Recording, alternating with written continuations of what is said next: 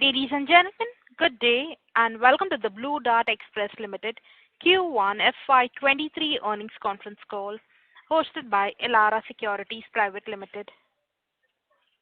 As a reminder, all participant lines will be in the listen-only mode, and there will be an opportunity for you to ask questions after the presentation concludes. Should you need assistance during the conference call, please signal an operator by pressing star then 0 on your touch-tone phone. Please note that this conference is being recorded. I now hand the conference over to Ms. Ankita Shah from Elara Securities Private Limited. Thank you, and over to you, ma'am. Thank you. A very good afternoon to everyone who's joined into this call. I, Ankita Shah, welcome you to this 1Q FY23 earnings conference call of Blue Dart Express. We have with us the management represented by Mr. Anil, the CFO of the company. And firstly, congratulations, sir, on a very good performance. And we would like you to start with opening remarks about the quarter's performance and the outlook going forward. And post that, we can open the floor for question and answer session. Thank you, and over to you, sir. Thank you, Ankita, and good evening, all the investors and analyst community.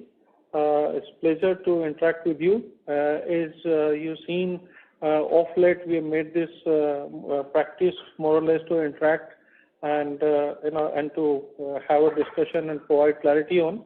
So happy to be here to discuss about results of the last quarter, where we had a board meeting yesterday. That's 22-23. So before we begin question answer session, as Ankita mentioned, I'll just give you brief about from the last quarter rather, ending of financial year into now, how the situation is and what are the highlights of the period, and also how has been the performance. And thereafter, we'll spend most of the time in question answer.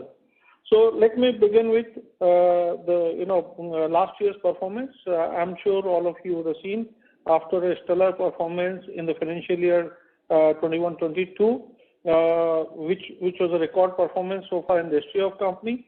I think the situation on the economy side, we all know how the geopolitical situation is getting impacted, which is having impact on crude, which has impact on foreign exchange. We all know how dollar has been moving from 75, 76 to currently around 80, close to 80 range. We've seen crude moving from 100 range to 125 or so, and then slightly off late cooling down. Then we also saw some of the part of the world getting impacted through pandemic. Somebody call it wave 4, or somebody says that it's just offbeat. But in the middle of this VUCA world, we have seen the recent quarter for which performance was declared yesterday after the board meeting. There's a good growth on the top line, which is essentially the run which we had in last quarter, that's Q4 of last year. Almost similar kind of run has been continuing in the current quarter on the top line. However, let me also tell you that the current quarter, the growth also has some impact of base because last year in the same quarter we had a wave 2 of the pandemic, whereby because of sporadic lockdown by various state governments had impacted our revenues in last year. So there is some impact of that. Having said that, why I spoken about the crude and geopolitical situation? Because we are directly impacted because of crude behavior. Because one that we have airline where crude translates into ATF price, and if the way crude behaves, ATF also rate changes accordingly. And similarly, because of forex, since most of the crude is imported by country, so that also plays a role in the ATF price. So that's where there's an impact of high crude prices in this period, which generally we know that when fuel prices go up, not only ATF but also diesel and petrol, that impacts inflation in the country, and inflation has an impact on consumption, economy as well as on consumption, and also leads to various other issues related to things which are directly connected with the petroleum prices. So in light of that, if you see, the top line growth has been close to 50%, which is quite healthy, very strong growth. But if you discount it for the impact due to base and also due to the crude prices, I think that's still a very healthy growth which we've seen in the period. Similarly, if one looks at on the bottom line side, bottom line also has shown a healthy growth. If you compare quarter over quarter at PBT level, it's almost 3 times increase, and even a similar trend is seen on the profit after tax. Our earning per share is close to 59.38. I'm talking standalone numbers, which also in recent past has been one of the good growth. While there could be some argument that in the quarter over quarter, if you see performance, then probably it may not look the similar way. But the fact remains is that ours is a seasonal business. So seasonal business generally should be compared quarter over quarter, and that's where you will get a better comparison rather than sequential quarter. As we move ahead, I think the economic indicators are still pointing towards a positive arena, and we expect that current scenario would continue unless there's an increase in pandemic situation or rather worsening situation due to pandemic, or there is a major impact coming from geopolitical situation, which could be that crude continues to be at high level or further goes up, then that could have an impact on the run. Otherwise, from all policy front, from government side, or be it Make in India or GDP projection side, all of this indicates that for at least foreseeable future, subject to this risk which I spoke about, seems to be positive, and that's where we have reviewed the situation, looking at the current growth and moving forward also, taking into account the expected growth, a calculated kind of decision that we are adding capacity, not only on ground but also air. I'm sure you would have seen the announcement which is there, wherein we have, in press release indicated about addition of 737-800 aircraft, which will add, depending on sectors, between 15 to 20% of the capacity expansion on the current level. So currently, as you know, we have a fleet of 6 aircraft, 757-200, which gives us a capacity of about 500 tons per night.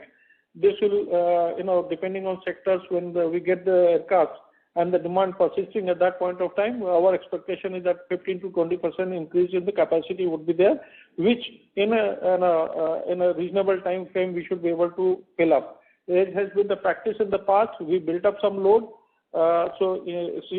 Same thing is here. We have built up almost about 50% of the capacity of the load for the new aircrafts, and we are confident that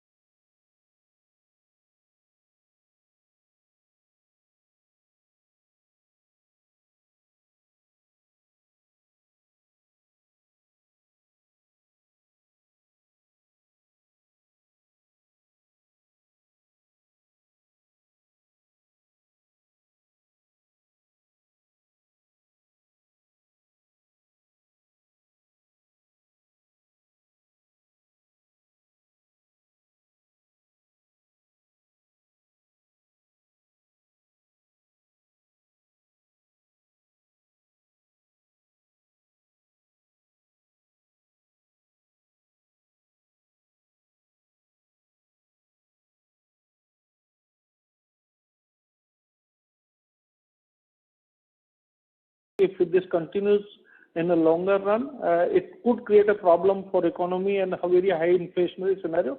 That's where we expect that the scenario of high crude prices should cool down and should come to reasonable level, which could be around 80, 85 or so. If it does not come to that level, we would see major impact of inflation hitting Indian economy, and which in turn could impact demand. Sure. So our margin picture would look like, I mean, we see these margins sustaining going ahead, or could it improve? Any color on the margin, sir? So margin generally we have been trying to look at cost efficiencies wherever possible, and that's what has helped us in last 2 years or so in improving our margin. So we feel that current level of margin maybe plus minus 150 basis point, we could look at maintaining that. Our effort will be to maintain that kind of margin as we move ahead.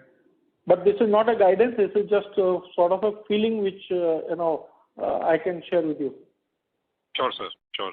Yeah. I have some more questions. I'll come back in the queue. Thank you and all the best, sir. Thank you. Sure. Thank you. The next question is on the line of Rahul Agarwal from L&T Mutual Fund. Please go ahead. Yeah, thanks for the opportunity. Congratulations, sir, on a good set of numbers. I just want to understand. Yes, sir. So I just want to understand within your air segment, what would be the mix of traffic between your own planes and maybe from the passenger belly cargo side? So, as I mentioned in the beginning, that we have 6 aircrafts, 757, which we fly with the capacity of 500 tons overnight, and we have capacity utilization of about 90%, which takes care of roughly about 2/3 of the traffic which we can carry. Almost 1/3 of the traffic we currently move through multimodal. Multimodal has various options through which most of it could be belly space through which we could move. And also one of the reasons is that when we built up this capacity, as I mentioned, that almost 50% of the capacity is already built up for the new aircraft. So that also features part of this 1/3 of the belly space movement. Hope that answers your question. Yes, sir. Yes, sir, it does. Yeah. And the capacity addition will be in the second half. Is that a fair assumption? The new aircraft that you will add? Sorry, can you repeat the question? Capacity addition? The new aircraft that you will add, freighters, that would be more like the second half? That would be like second half. Okay. Second half. Yeah, that is expected towards the later part of the year. Okay. Okay. Yeah. And can you just mention which are the sectors where you are seeing a decent pickup, and going ahead also, which are the major sectors that you are expecting to gain traction from? When you say sector, meaning geographical sectors? No, so your end consumers, maybe e-commerce, pharma, Okay. So this industry verticals basically you are referring to, right? Correct. Yeah, so industry verticals, as you mentioned, is we have e-commerce, electricals, auto spare parts, BFSI, computer and IT, items. Then we have drugs and pharma, medical equipment. These are the sectors which are seeing major uptake currently. And how much would be e-commerce right now? E-commerce close to 1/4 kind of. And that would be one of the fastest growing in our mix, right? Yeah, currently these are ground and e-commerce verticals have been growing faster. Yeah, absolutely right. Great, sir. Thanks a lot and all the best. Thank you. Thank you. The next question is from the line of Pulkit Patni from Goldman Sachs. Please go ahead. Sir, thank you for taking my questions. Sir, directly adding 2 planes, why not go one by one? Are we that optimistic about volumes? So just wanted to get your sense, how come directly adding 2 planes right now? And then I'll follow up with more questions. Sure, Pulkit. So the idea here is these 2 planes are relatively with the lower capacity as compared to our current fleet. So current fleet, each aircraft has a capacity of roughly about 30 tons, and the proposed aircraft, which is 737-800, would have capacity of about 18 tons. And this will help us in moving into Tier 2, Tier 3 cities. And since we have many upcoming cities, that's why we thought probably this one aircraft would not be able to cover the geographical reach we want to have, and that's why we chose to go for 2 aircrafts at this point of time. Fair point, sir. Sir, could you also quantify what should be the amount that will get capitalized on our books, impact on depreciation finance? Any rough cut numbers you can give us which we can build in to start off this? So roughly about for these 2 aircraft purchase, anywhere between 3 to 350 crore kind of investment would be there. Investment. Okay, sir. And these are new planes, slightly old fleet. Any sense on that? So for cargo business, generally it is old fleet, which will be anywhere between 15 to 20 years kind of old fleet, which is generally used for cargo. Understood, sir. So, and one last question. So, any comments on competition? And I'm not talking about the e-commerce players only. We heard there's a few other players who are looking at, pure cargo operations. Any sense on where we are versus where we were 3 years back in terms of broader air express competition? That would be it from my side. Yes, thanks, Pulkit. I think there are 2 different things which you mentioned. When you talk about Blue Dart, we are more into express business and not in cargo.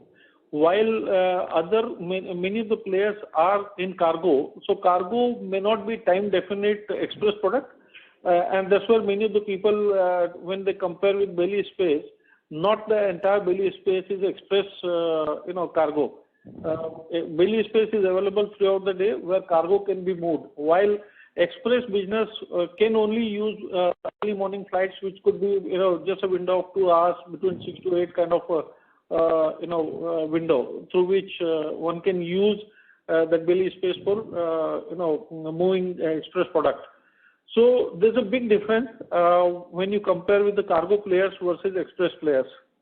While we are in express business, and if one is to compare with express, I think not much of additional players have come in last 2 years or so.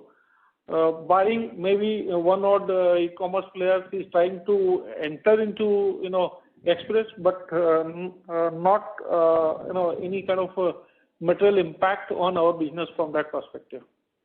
Sure. So I'm trying to understand what Indigo is trying to do, and this new airline called Pahalwan, which inducted 1 plane.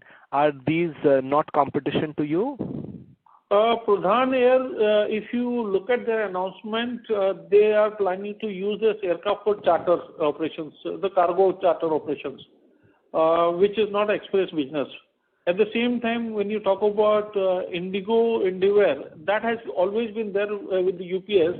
So earlier that arrangement was through UPS Jet Air, which in between was with SpiceJet, and now has moved to Indigo. It is not that Indigo airline which is going to carry this thing. This is UPS International Cargo, which is moving within the country, and which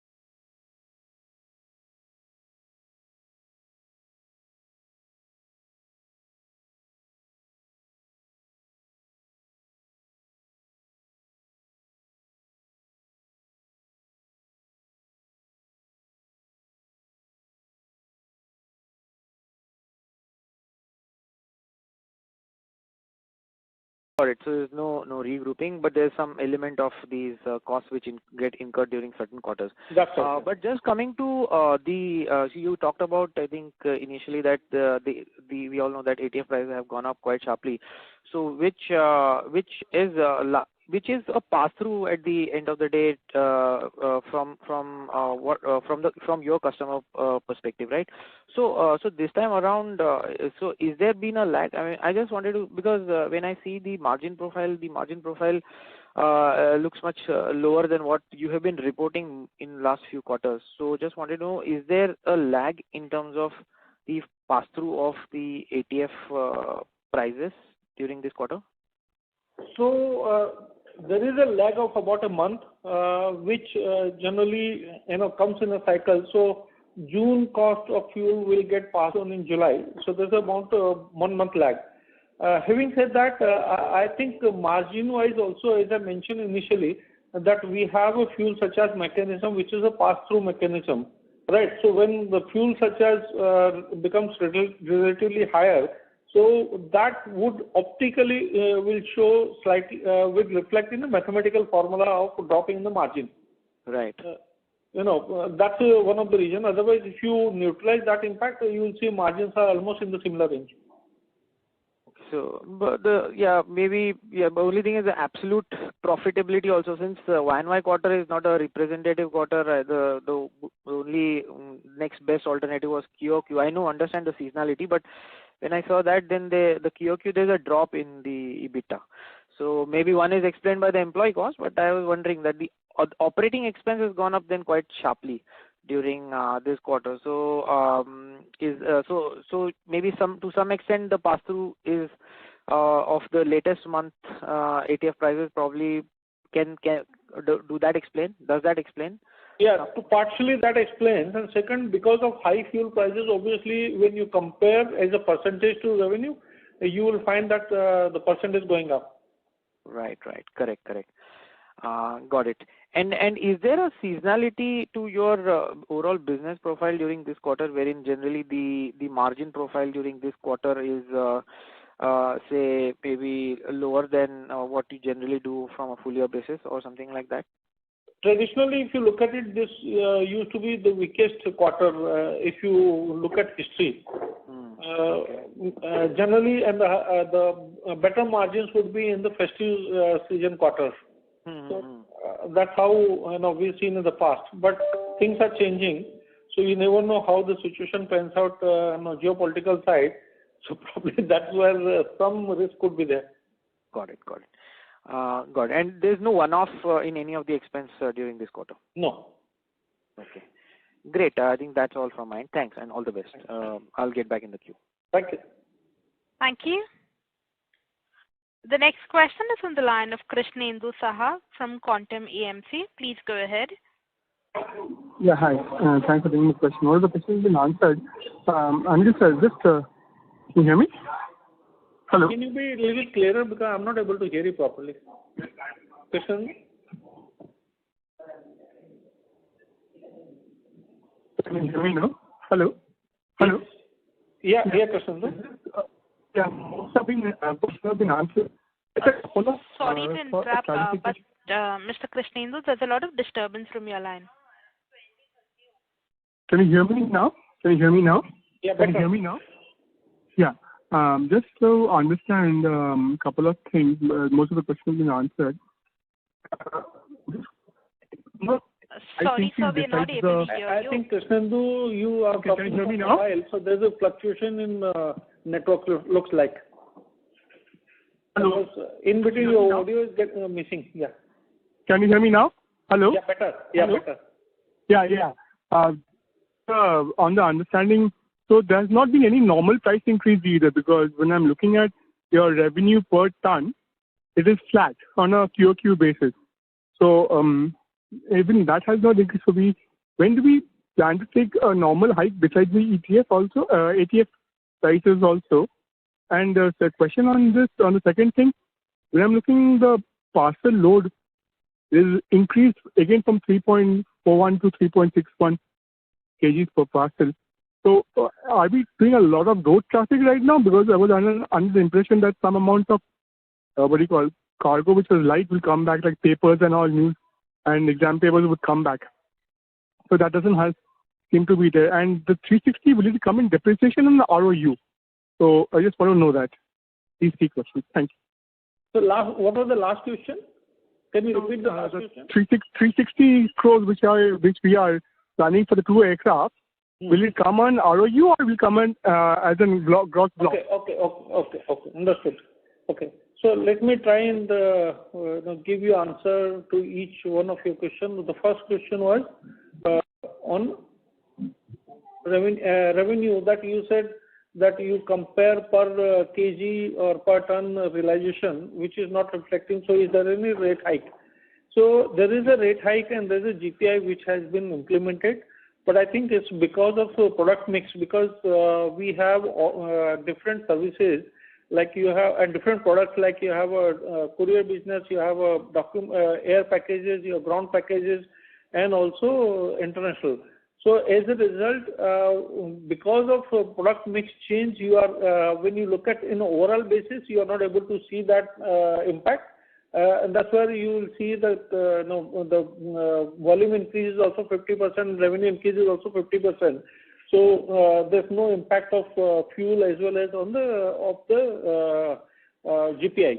While in reality it is there, both of them had impact, but because of product mix, this is not visible when you look at a macro level. So which product would have been most skewed right now for this quarter? Sorry? Which product mix change? So which product would have been? Like I mentioned that e-commerce and ground has been growing much faster, relatively as compared to other products.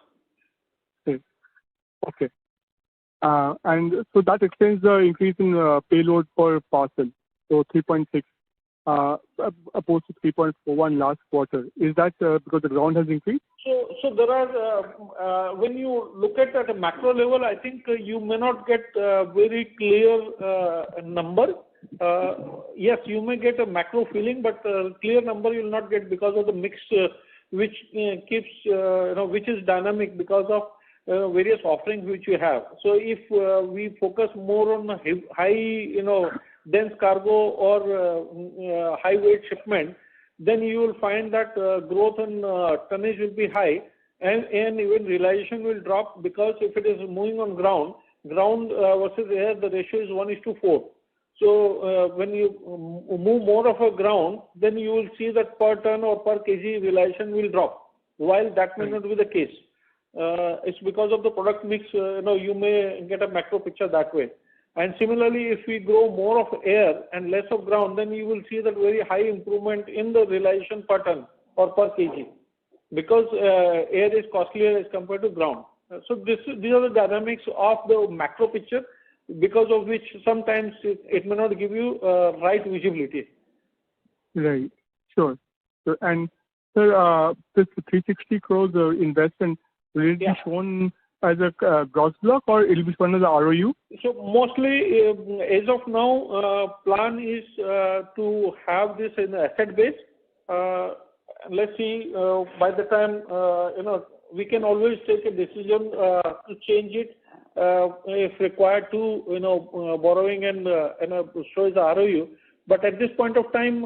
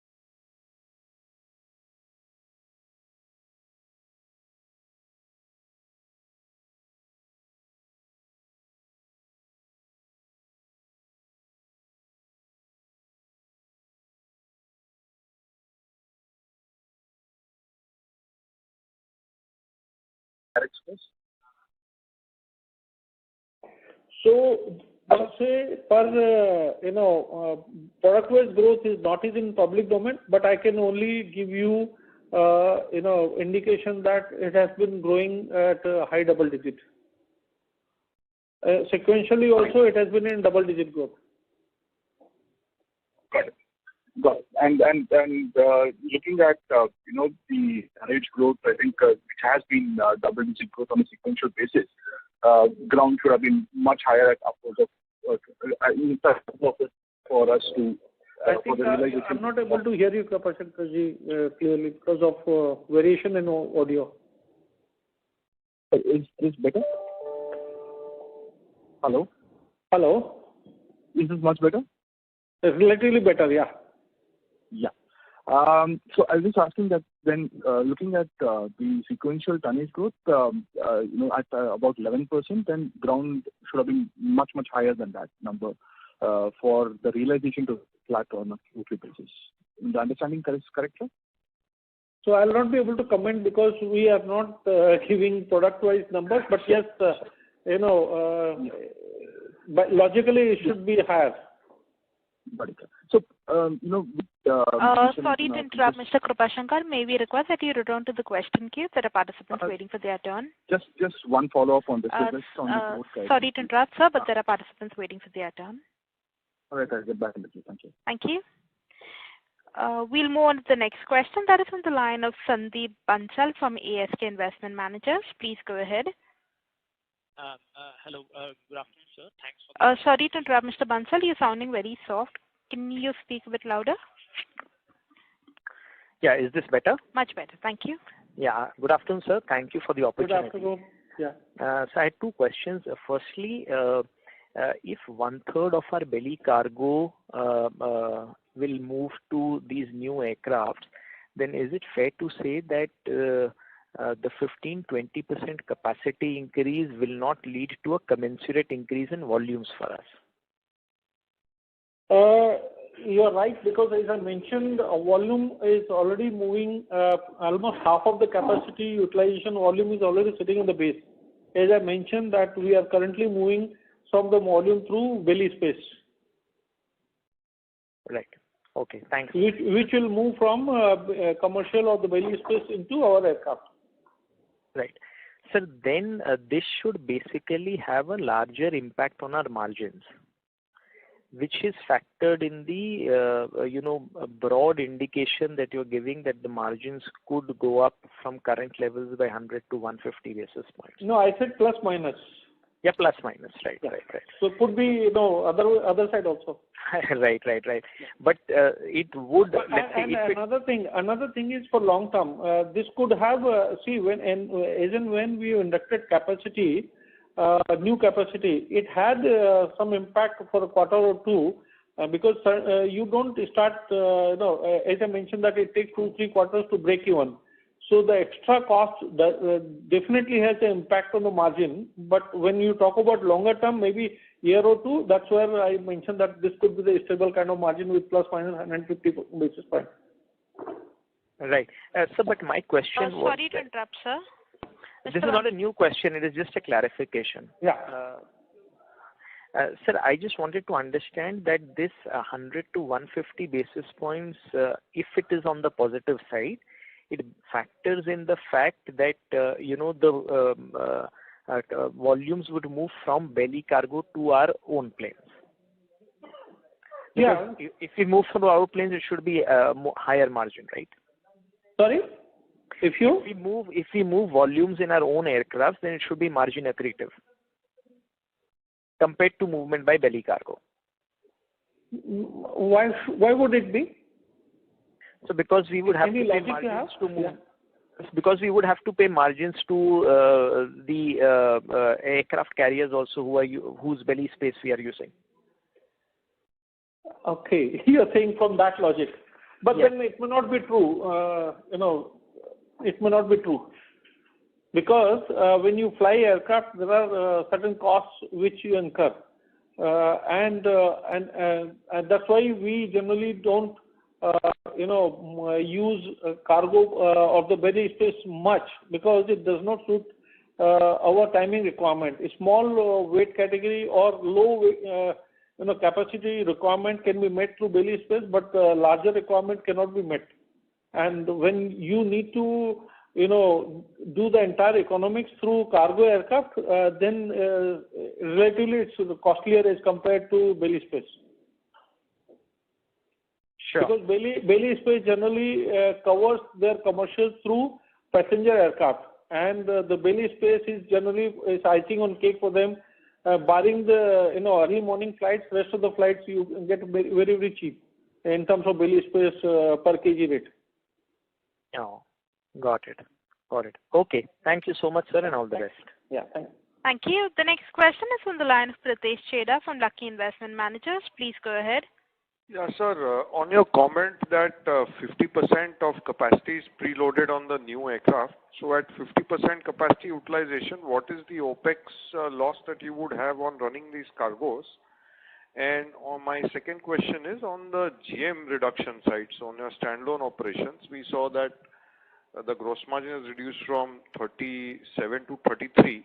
We usually take a price hike once a year. So does it mean that if the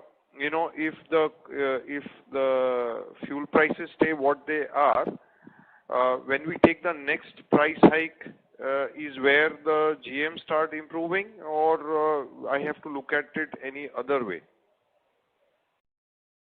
So what was your first question? My first question is at 50% operating utilization. Yeah, okay, for got the it. first two aircraft. 50% capacity utilization. What is the OPEX loss? Yeah. What will be the OPEX loss?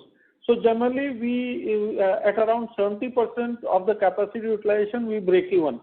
70-75%, depending on the sector, how you fly, right? So that's the kind of gap which you'll have if you are talking about 50-55% getting covered. So to the extent of around 15-20% of the capacity utilization would be the OPEX loss. Now I'm not able to put value to you currently because that's not in public domain. So it will be difficult for me to give information which is not the public information. Having said that, on the second part, what is the second part? I'm focusing on more on gross margin side. Gross margin, yeah. So gross margin per se, optically, as I mentioned, because of pass-through fuel surcharge mechanism, you may have seen drop, but the moment fuel prices come to normal levels, you will see the margin going back to the same level. Is it to do anything with volume also, or it's just to do with pricing and raw material? Both play a role in that, because ultimately, because we are a high fixed cost model, so obviously that gives the leverage when capacity utilization improves, more especially of the facilities and the vehicles. So volume also plays a role. At the same time, pricing also plays a role. So we'll see a GM expansion because you any case have a higher quarter 2 and quarter 3 normally as your business. So GM expansion will be natural any case without a price increase, right? I will not comment much on that. Actually, it will be like a kind of a giving guidance, but the fact remains is that unless until fuel prices do not cool down, you may see similar situation, or rather, if it goes up further, you may see further, optically margin, getting, skewed towards the lower side, because the fuel surcharge component keeps increasing. Obviously, optically, it will show the lower margin. But how about a volume increase and a flat fuel price there? Yeah, flat fuel and volume increase definitely gives scope for better gross margin. Okay, sir. Understood. Thank you very much, sir. And all the best. Yeah. Thank you. The next question is from the line of Abhishek Ghosh from DSP. Please go ahead. Hi, sir. Thanks for the opportunity. So just a couple of things. You mentioned the new freighters will typically cater to the, the new smaller cities. So today, given that you have to depend on belly cargo, is your growth or presence in these smaller cities constrained? So what you're talking about is 50% incremental cargo that can look even much higher if the two freighters kind of come in because you'll be able to provide your own service. How should one look at that? You're absolutely right. In fact, this is one of the aim that we are saying that, beyond the 7 cities, when we expand, the market will also expand with a better service quality. And that's why we thought rather than going for one big aircraft which may cater to fewer locations, we go for two smaller aircraft covering more cities, so that we are able to offer better service quality and develop newer market. And as we know that metros, with the metro getting saturated, the growth will come from Tier 1 and Tier 2 cities, and that's why we are focusing on those areas. Okay. And so just one last thing, any sense on the market share gains as far as the third-party e-commerce logistics is concerned? Do you track any matrix where is it kind of indicating that you have gained, maintained market share? Any sense on that? Yeah. So on air side, in fact, recent study showed that we gained market share, which currently towards the end of 21 was roughly about 54% market share in air side, which was 2 years back around 49%. So almost 3% market share is gained during the pandemic and maybe till 21 end. Similarly, we had a good growth, but right now study on the ground side has not been conducted, so I'm not able to comment whether how much we have gained market share, but how much is that gain, I'm not able to tell you at this point of time, because the study probably is underway at this point of time. Okay, great. Okay, sir. Thank you so much and wish you all the best. I'll come back. A pleasure. Thanks. Thank you. The next question is on the line of Poonam Joshi from Nirmal Bang. Please go ahead. Yeah, hi. Am I audible? Yes, you are audible, Poonam. Okay. Thank you for taking my question. I have two questions. First one is, how are we targeting to grow revenue share from e-commerce segment, say, over the next 2 years?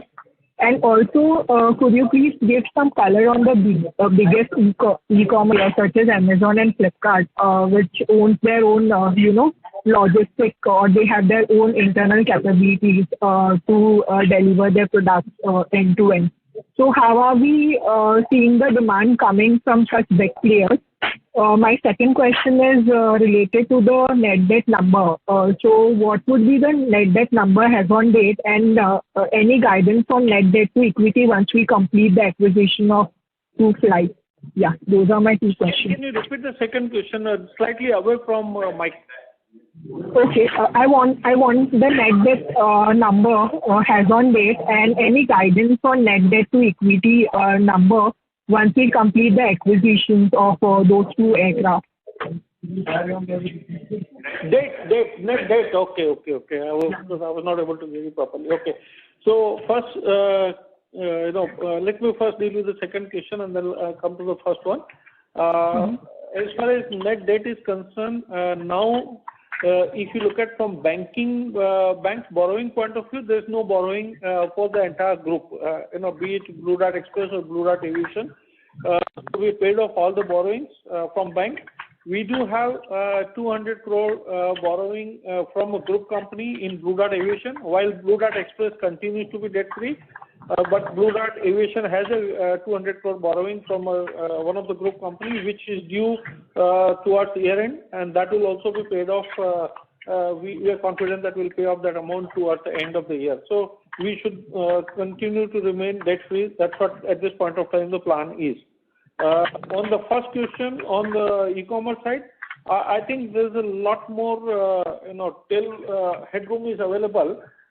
Reason being, if you compare our countries spent on e-commerce versus the developed countries, where it is about 17-18% of the retail being spent on the online e-commerce shipments, we are currently about 4%. So there's a very big headroom available for this spend to increase. And when you say that if this much catch-up has to happen, that meaning lot many shipments more have to move through express system. And we being part of the express, we feel that since there's a lot of growth opportunities available, there'll be at least for 3 to 4 years we could see very high growth. Now in that, when you talk about Amazon and Flipkart, they have their own in-house logistic companies, which is e-cart and Amazon Transport. As and when volumes reach to a particular level, they take that for in-house servicing of those locations. and we believe that could continue. So maybe this bigger player would have a lesser opportunity for third-party logistic players, but there are many more players who are coming up which could offer opportunity for growth, and that's what currently we are seeing. Many omni-channel players are coming, many new players are coming, likes of Tata's, Reliance, and many others are getting into this business. So the pie would expand, and the opportunity for us to also grow this particular offering would be much higher. That's what we currently believe. One follow-up question here. So, what percentage of volume do we carry for this big players? If you help us quantify it. When you say percentage volume, meaning? Let's say the big players have their own in-house capabilities, which help them to, deliver the cargo. So we are not doing well over here in terms of delivering, and we can expand the demand from such players. But at present, I just need to know what percentage of, let's say if they have 100% of their product it has to be delivered. What percentage are we delivering, on their behalf? Just wanted to know that number. Okay. So roughly about 85 to 90% of the volume they do on their own, which is essentially in metro and tier 1 cities, and some of the tier 2 cities. So around 10 to 15% currently these both big players outsource to third-party players, and we get share more, especially high-ticket items which generally move through air are moved through Blue Dart. Okay. So one last question.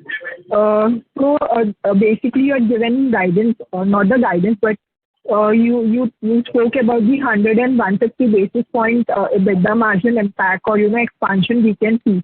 So wanted your understanding in financial year 23, what sort of sales turnover one can expect, or you can give the sales growth number from the last year. That would be helpful. So Poonam, just to clarify, I did not provide any guidance. I said long-term perspective, what could be a feeling. Right. It is not a guidance. So again, I'm repeating, it is not a guidance. Point number one. Point number two, having said that, generally we have not been giving any guidance on the top line growth or the bottom line growth. It was just, in the context of the question, I mentioned that it could be around that range. Having said that, for 23 financial year, again, I will maintain that company is not in the practice of providing guidance, so I will not be able to tell you that what growth we are looking at. But yes, definitely I can tell you for your understanding that we could see high double-digit kind of top line growth. Okay, understood. That would be helpful. Thank you. Thank you. Ladies and gentlemen, before we move to the next question, we would like to request participants to limit their questions to one during the initial round. We have the next question from the line of Ash Shah from Elara Capital. Please go ahead. Good evening, sir. Thank you for the opportunity. So, in your for the ground segment particularly, apart from the 350 crores of Capex that we are planning to do, are we doing any particular Capex in the ground segment for this year? And if yes, then what are the initiatives that we are going to take for it? Thanks for your question, Ash. So ground side also we will be expanding. Obviously, ground becomes complementary to air as well as also offers opportunity for us to expand our services. So we would be also investing though generally we operate on asset-light model. So all our facilities are on lease basis, be it vehicles or be it our warehouses or hubs. So we would continue the same way. To that extent, our investment requirement on ground will be lower because all of this will be more on operating these kind of a scenario. But then there will be good amount of capacity would get added both on the network side as well as on the hub expansion side. Okay. And one more question, just last one. Last year you had done a drone testing for the Telangana government. So, and I had recently read that Swiggy is also planning for drone deliveries throughout NCR and Mumbai. So are we seeing that as a next opportunity for Blue Dart per se? Like we could expand more into it, not right now in the near term, but over the next medium term, 3 to 5 years? You are absolutely right. Probably drone could be one of the avenues for deliveries in future. At this point of time, number of people are doing experiment by using drone and also developing modules, commercial module based on that, and also watching the space that how it gets evolved over a period of time. So like we did our pilot last year number of times, and we would continue to do some more pilots so that we continue to get insights to see how we can improve our customer experience. And yes, who knows that maybe in 3, 4, 5 years time it could become viable commercially, and one could be delivering a shipment through drone. Definitely, when it comes to emergency situation, drone does come handy, and it has a capability to deliver shipment. But then currently, from cost point of view, probably it is quite cost prohibitive. Unless until the evolution happens on this front, it will be a little bit difficult at this point. But yes, going forward, there could be an opportunity on this side. Okay, thank you, sir. Thanks. Thank you.